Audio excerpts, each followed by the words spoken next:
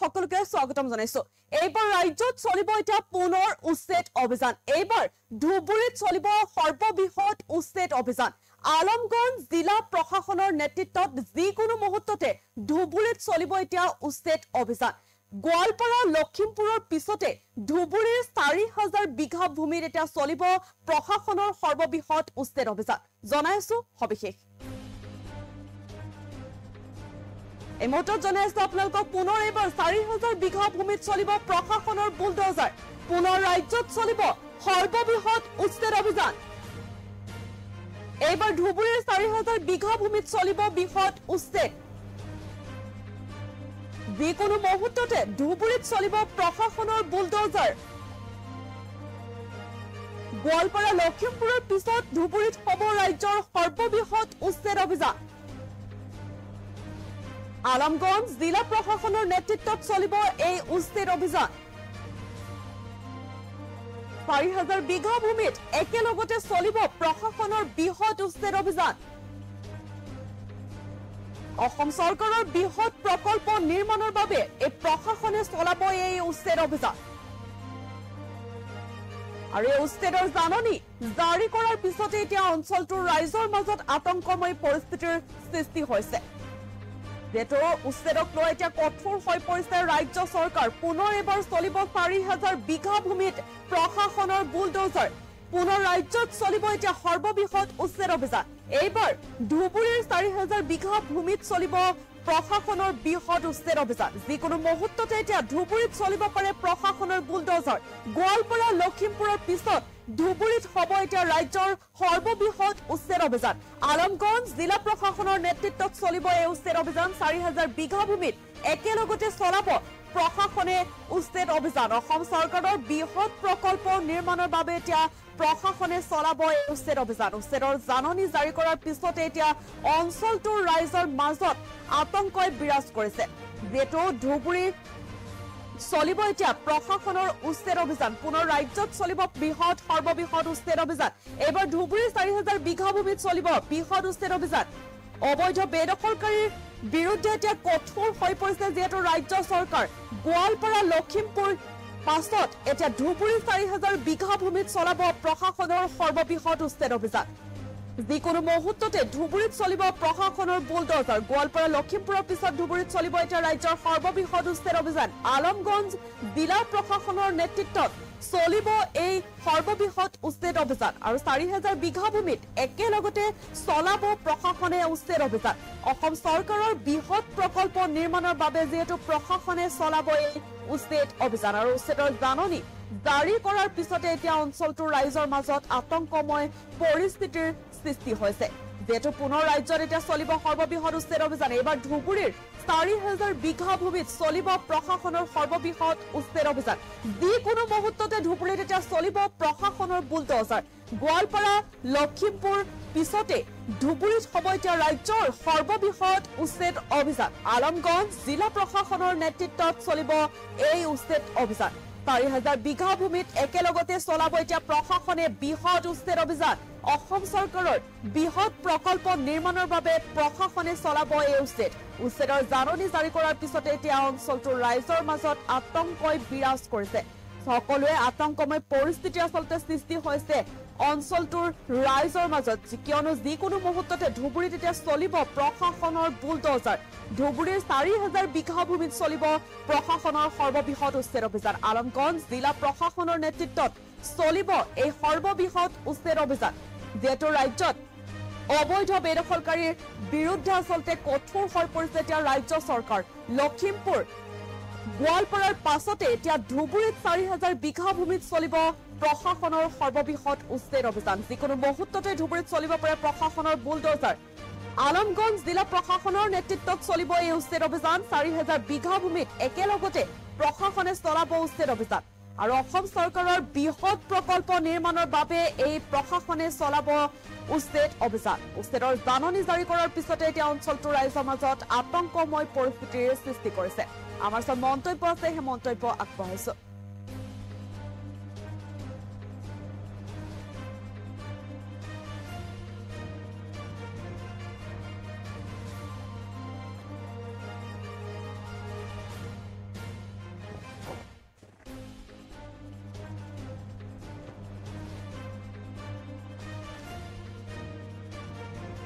আমাক ক'লে আমি ইয়াত আহিছোঁ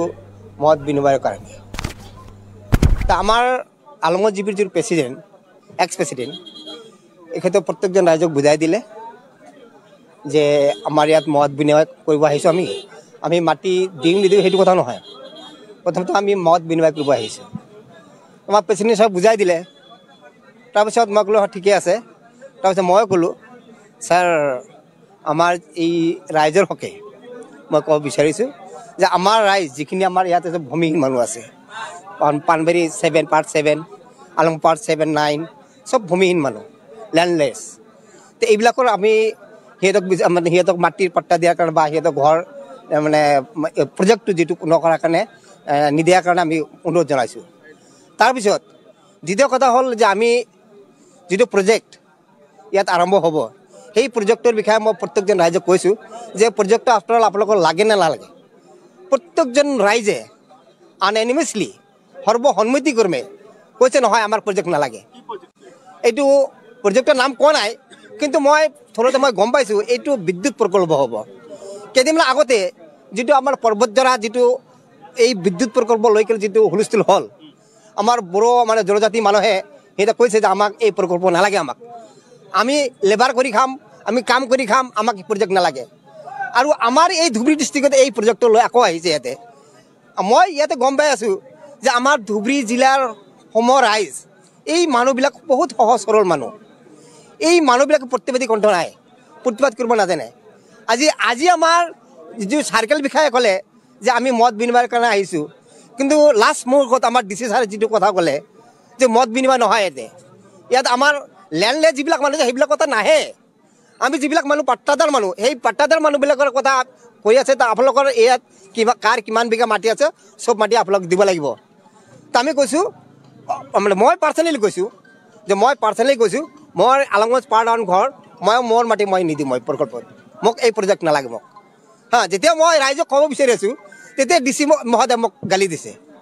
যে ইয়াত আপুনি বদমাছ কৰিবলৈ আহিছে না। মই তেতিয়া চুপচাপ আছোঁ। কিন্তু আমাৰ ডিচি ছাৰে সেইখিনি কথা ক'ব নালাগিছিল। একচুৱেলি আমাৰ ডিচিৰ একজন মুৰব্বী এখেতে হটকাৰী কথাটো ক'ব নালাগিছিল। যিহেতু আমি ৰাইজ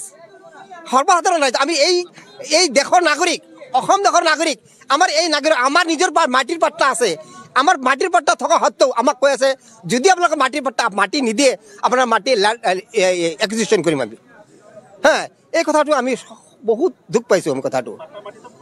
ঘৰবাৰী আছে, আমাৰ ঘৰবাৰী উঠাই দি কিনে সিহঁতে প্ৰজেক্টৰ কাৰণে মাটি ল'ব। কিন্তু এই কথাটো মই বহুত দুখ পাইছোঁ, কিয়নো যেতিয়া আমি মাটিৰ পাট্টা মই কৈছোঁ আৰু এটা কথা মই প্ৰস্তাৱ ৰাখিছোঁ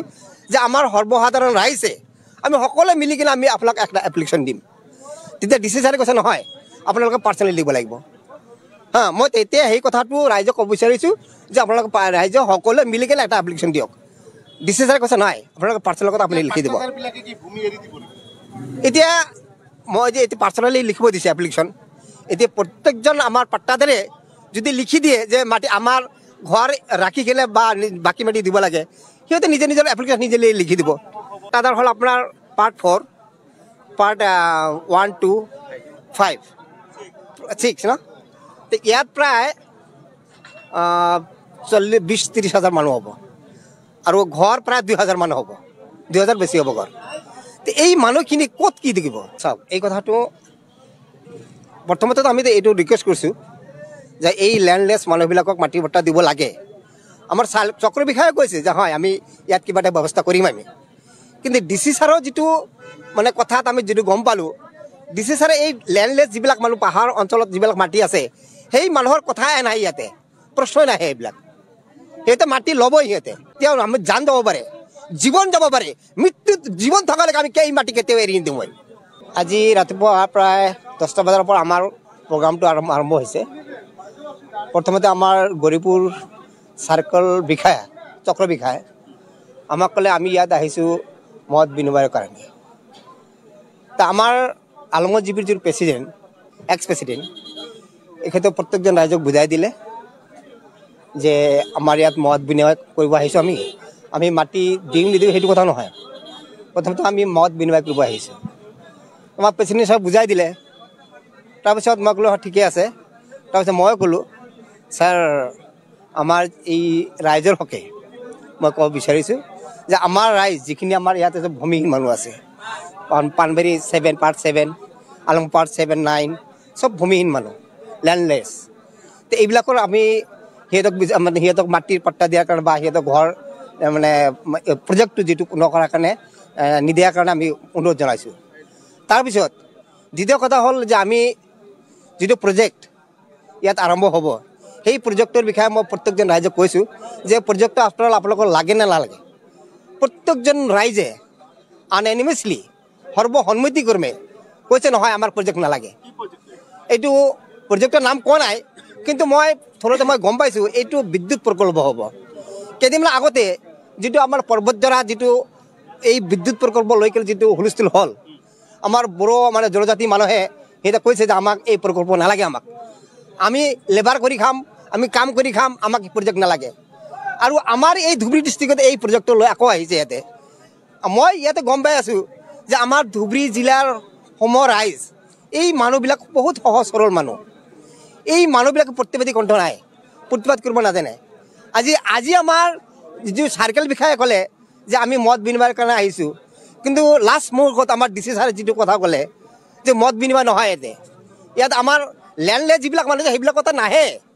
আমি যিবিলাক মানুহ পাট্টাদাৰ মানুহ সেই পাট্টাদাৰ মানুহবিলাকৰ কথা কৈ আছে তা আপোনালোকৰ ইয়াত কাৰ কিমান বিঘা মাটি আছে চব মাটি আপোনালোক দিব লাগিব তা আমি কৈছোঁ মানে মই পাৰ্চনেলি কৈছোঁ মই আলমগঞ্জ পাৰ টাউন ঘৰ মোৰ মাটি মই নিদিম মই প্ৰকল্পত মোক এই প্ৰজেক্ট নালাগে মোক যেতিয়া মই ৰাইজক ক'ব বিচাৰি আছোঁ তেতিয়া ডি চি মহোদয়ে মোক গালি দিছে যে ইয়াত আপুনি